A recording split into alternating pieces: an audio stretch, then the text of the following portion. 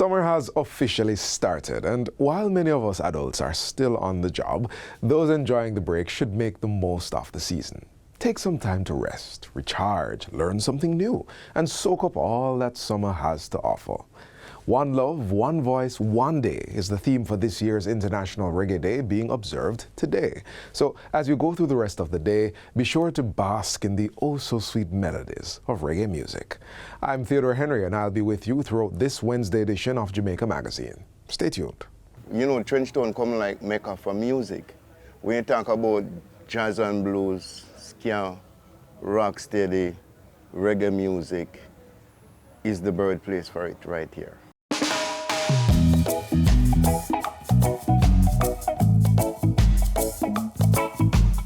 Trenchtown is the cradle for Jamaican music, you know. Trenchtown. Because most of the singers come out of Trenchtown, you know.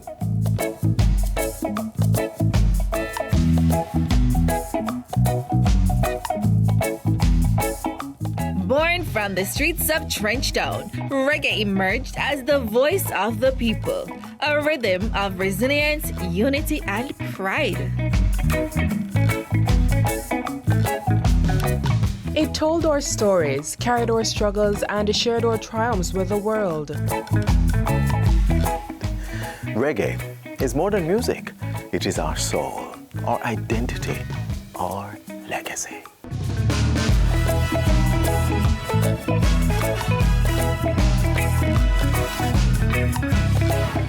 From the elders who paved the way to the youth shaping its future, reggae beats on in every Jamaican heart.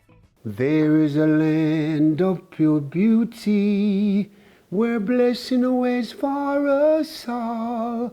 And if your heart is clean, I know you will redeem in the land of the black, gold, and green. Reggae is the heart of Jamaica. Protect it, preserve it, celebrate it.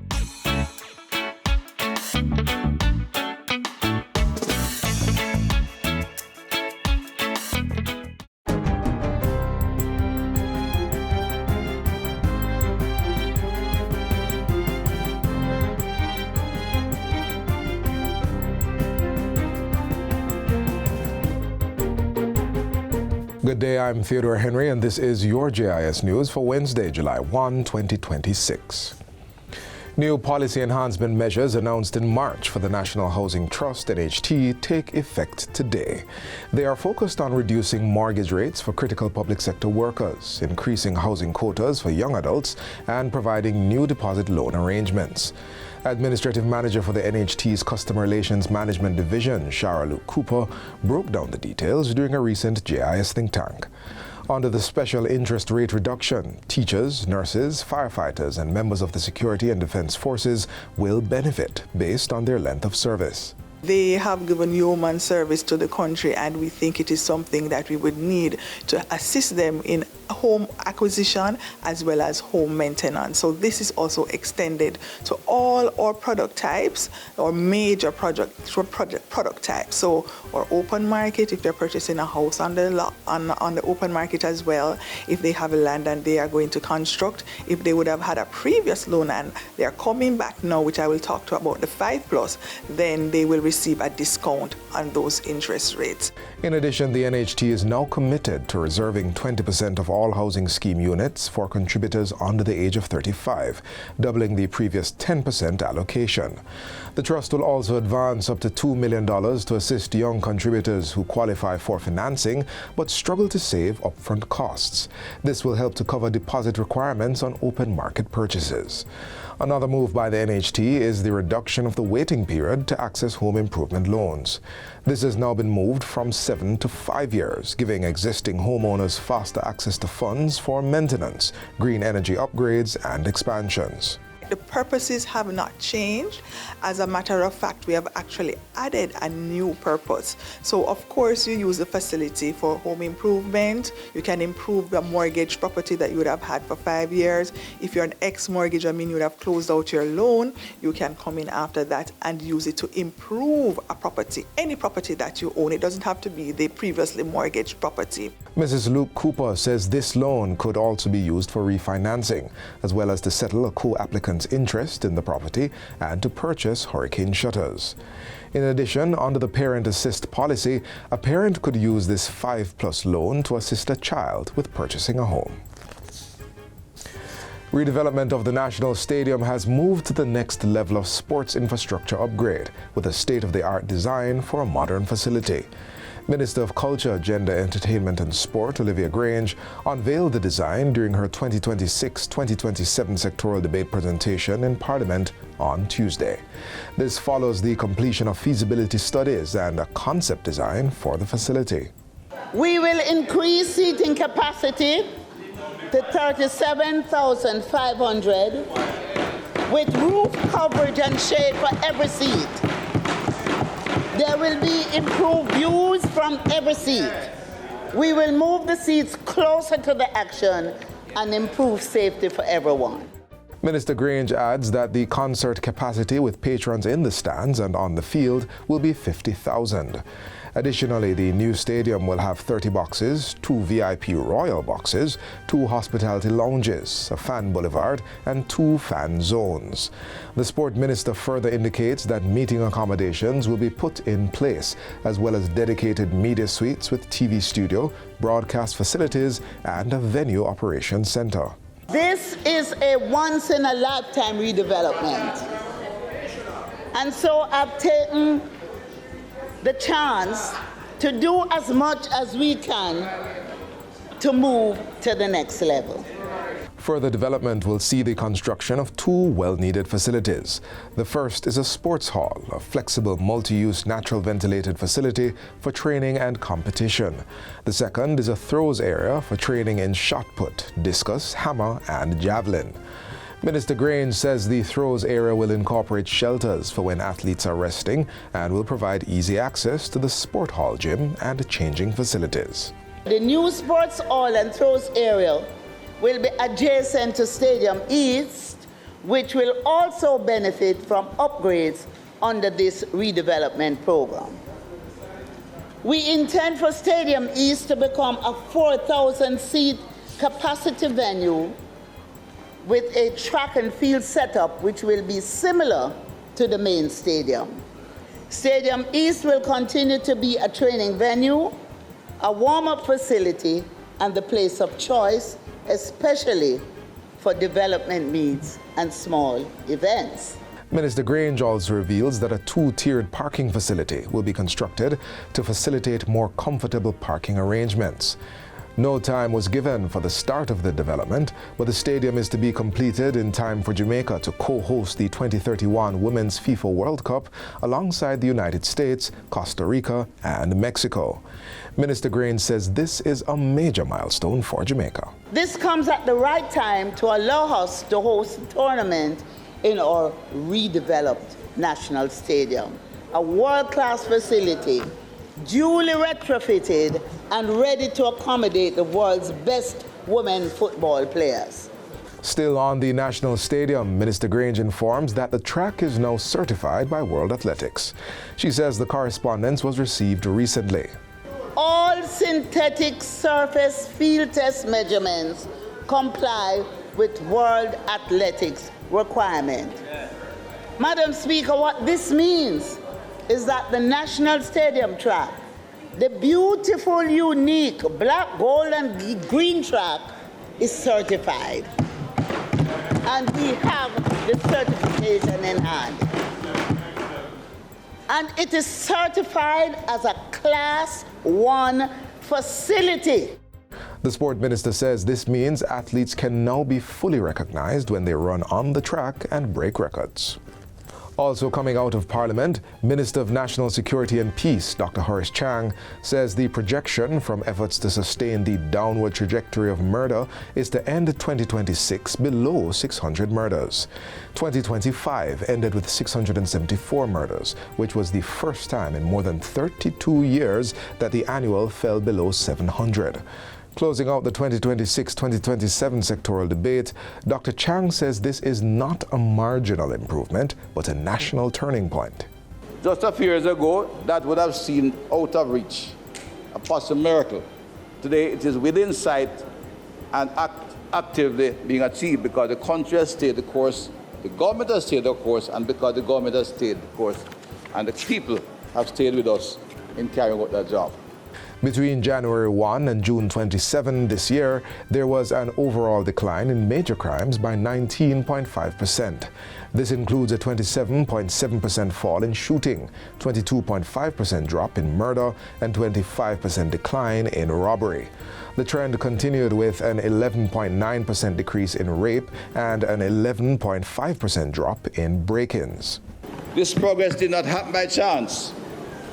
It did not happen on its own. It's the product of deliberate policy, sustained investment, and the determined work of the men and women across our national security force, the Jamaica Conservative Force, Jamaica Defense Force, supported by other agencies in the security team.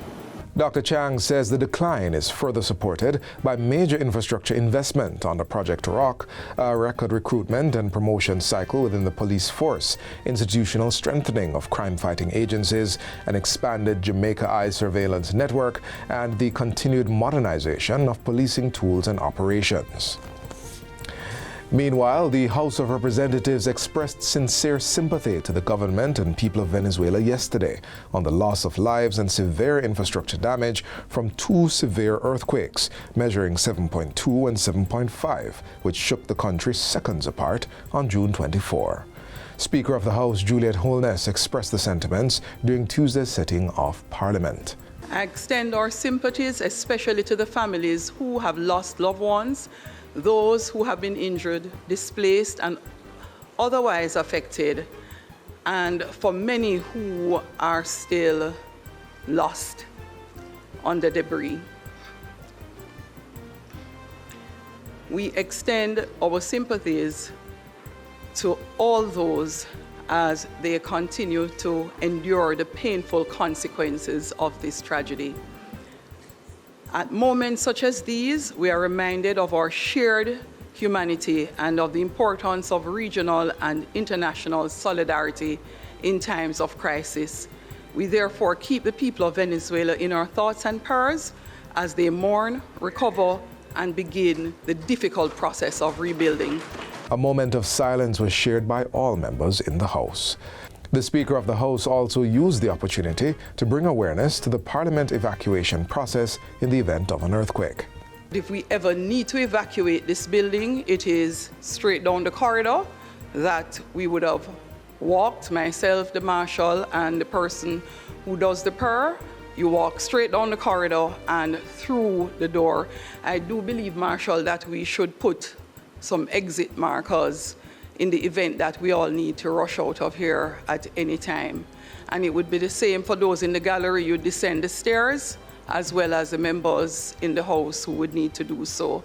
And we all meet across the road in the garden space, that open lot, immediately in front of the doors of the Parliament. And finally, Jamaica's agricultural sector produced 190,000 tons of domestic crops in the first quarter of 2026. Minister of Agriculture, Fisheries and Mining, Floyd Green, says this demonstrates strong resilience after the widespread damage caused by Category 5 Hurricane Melissa last October. He also indicates that the performance comes just shy of the record 200,000 tons produced during the same review period last year. What was amazing to see is in our vegetable lines that were completely devastated in Hurricane Melissa, we saw an increase. We produced more in this first quarter than the first quarter last year by 12%. Our farmers did that.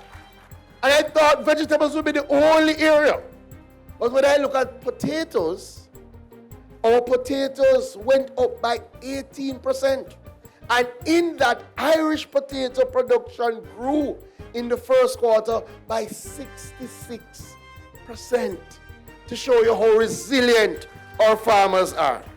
Minister Green credits the farmers for the recovery effort and also praised supporting agencies and partners, including the Rural Agricultural Development Authority, Agro Invest Corporation, Jamaica Agricultural Society, Jamaica 4-H Clubs, National Irrigation Commission, United Way of Jamaica, and Hypro. According to Minister Green, the lessons learned from Hurricane Beryl in 2024 prompted the ministry to acquire industrial generators for the National Irrigation Commission. This has reduced reliance on the electricity grid and enabled a faster restoration of irrigation services to farmers after Hurricane Melissa. So after Melissa, within 1 week, we were able to get back 75% of our customers with irrigation supply. In 1 week after Hurricane Melissa. And we had 90% back on irrigation within 1 month. That is when you learn and build forward and build better. The minister says the government is continuing efforts to build a more resilient agricultural sector capable of withstanding future climate-related challenges. And that's it for JIS News Today. I'm Theodore Henry. Thanks for watching.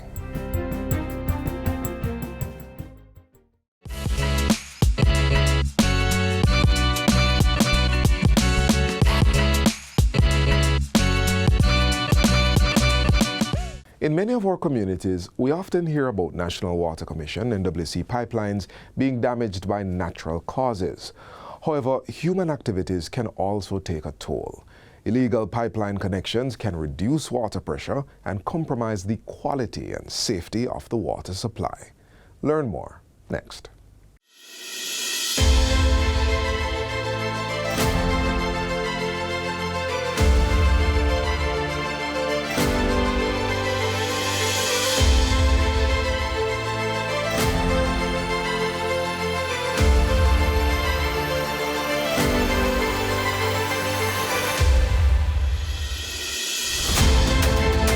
This is one of the illegal connections that is made into the network, and we're going to track this line to see where it goes. The live line. Come guys, lift the hose, come on. Typical example of what happened. So when as the team is in the air, then they will do things like this. As you see, the water is just running to waste. Water theft is a self-serving act that has wide impact on our society, one that surpasses the idea of sticking it to the man. It reduces national availability when intended supply cannot reach schools, businesses, or legally connected households. You have to have the pressure to get the flow so it can go throughout the network to serve our customers. Illegal connections are uncontrolled points of connection on our network. These are connections that are not supervised and controlled, wherein people normally make it and the water run to waste. It raises the national cost when the government absorbs the loss through infrastructure repairs and has to truck water to those without. It undermines public trust when law-abiding customers experience inconsistent supply while seeing others receive water illegally. It also poses safety to the workers of NWC, where some persons utilizes the NWC pipeline for grounding purposes when they're also extracting electricity. So when our workers are there to remove it, then it becomes a safety risk. Sometimes illegal connections run across other person's property. And these illegal lines from JPS as well that they utilize also goes across, which can cause harm to individuals not knowing that it is there.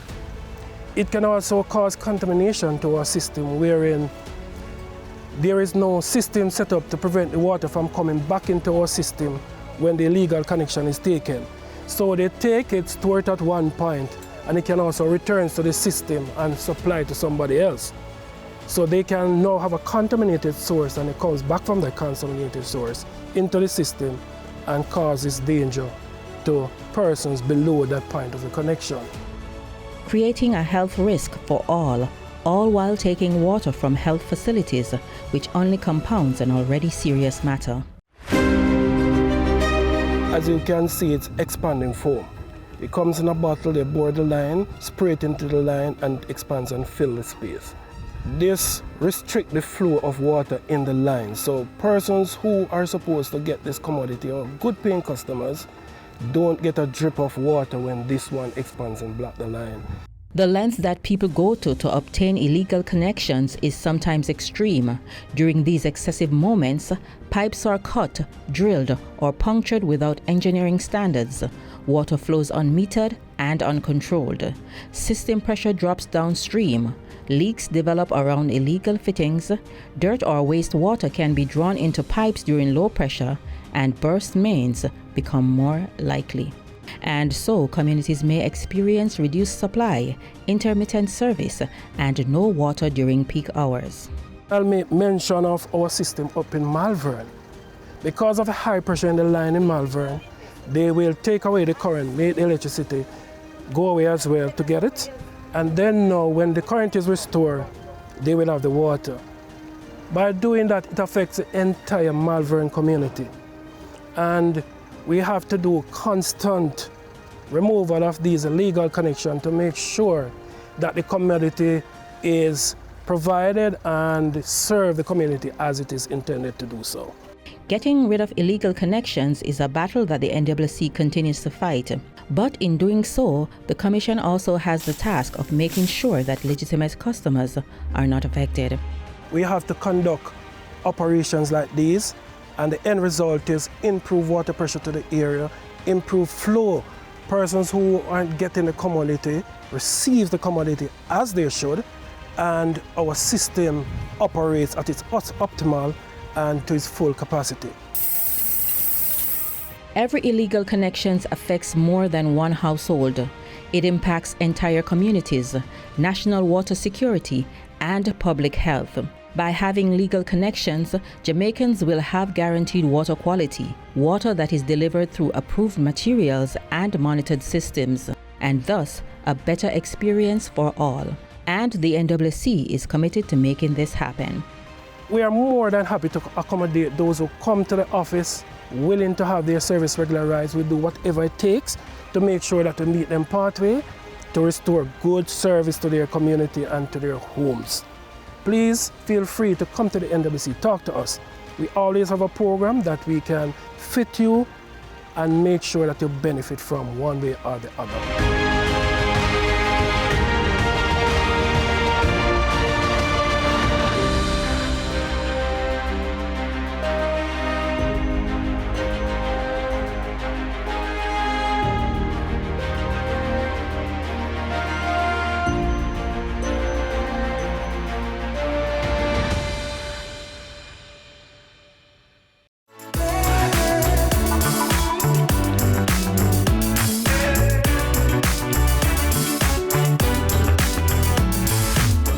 Dermatologist Dr. Carol Burrell discusses acne, including its causes, common triggers, and effective treatment and prevention measures, next.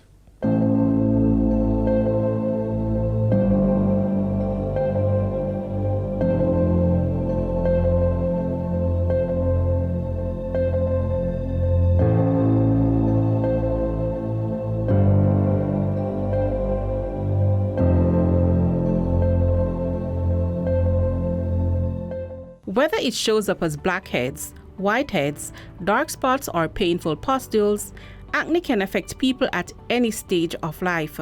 For many persons, especially teenagers, it is more than just a phase. Whether it's triggered by hormone stress or even heat, it can affect confidence and self-esteem. Dermatologist Dr. Carol Burrell tells us more.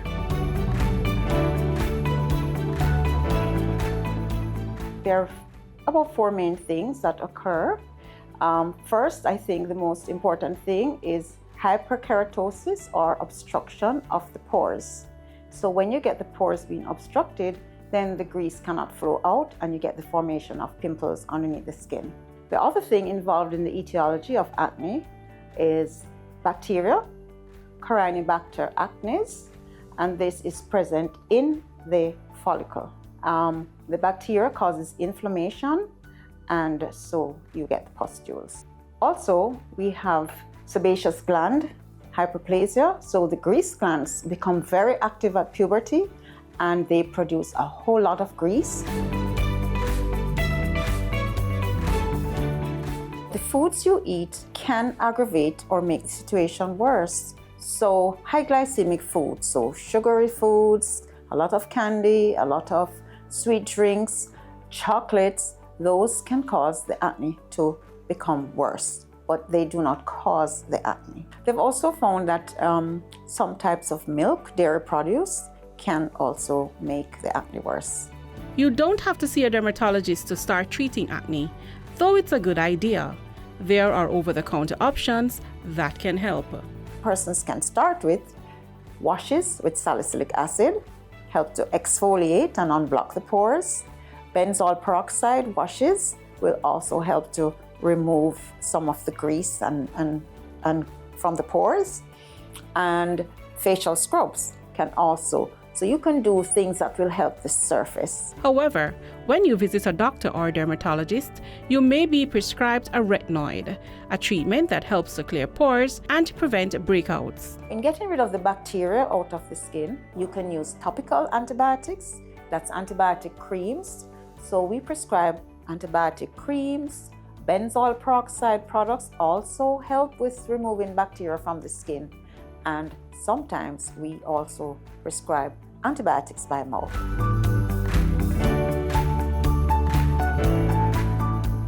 For teenager Natalia, acne was not just about breakouts. It affected how she felt about herself. So when I first noticed the bumps on my face, I was surprised by it because before I never really had that amount of bumps, and it was a lot. I have to say it was a lot. So I felt less confident about it. Like I felt like I should hide my face from anybody who had to look at my face and see the bumps, because many people noticed it actually. A lot of people, many people came up to me and told me, Natalia, what's wrong with your face? So I was kind of annoyed by it, but I tried my best. I tried everything to try and clear up my face because it really brought down my self-confidence. But after using the right products and sticking to routine, Natalia began seeing improvements and consequently feeling better about her skin and herself. Her advice for others still suffering: don't let it bring down your self-confidence. If someone mentions it, just say okay. Because you have to go on whether or not that is on your face. So just go on in life, ignore people. Getting treatment early can prevent your child from having spots and scars and getting that feeling of a low self-esteem, because that really can bother them and can affect their schoolwork and affect, of course, their outcome in life.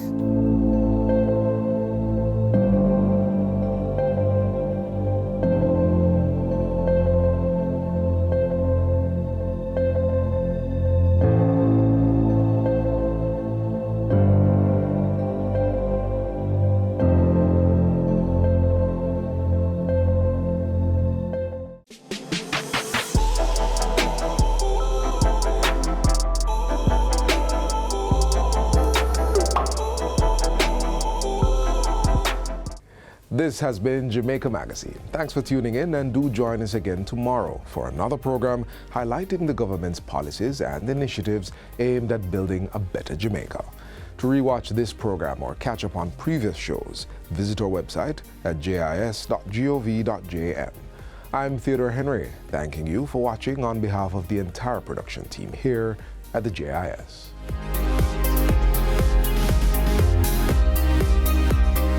This has been a production of the Jamaica Information Service, the voice of Jamaica.